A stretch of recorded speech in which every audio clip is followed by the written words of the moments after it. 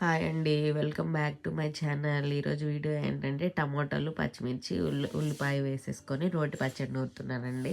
So, దానికోసం నేను టమోటాలు కట్ చేసి పెట్టేసుకున్నాను. తర్వాత ఒక కడాయి తీసుకొని కడాయిలో సరిపడేంత ఆయిల్ వేసేసుకొని టమోటో పీసెస్, ఆనియన్ పీసెస్, పచ్చిమిర్చి వేసేసుకొని తర్వాత కొంచెం జీలకర్ర, తర్వాత కొంచెం చింతపండు వేసేసుకొని మంచిగా ఉడకనిచ్చానండి. ఉడికిన తర్వాత కరివేపాకు వేసేసుకొని ఒక 5 మినిట్స్ తర్వాత రోట్లో వేసుకొని దంచేసుకోవడమండి. రోట్లో వేసుకొని దంచేటప్పుడు సరిపడా అంత ఉప్పు యాడ్ చేసేసుకోవాలి.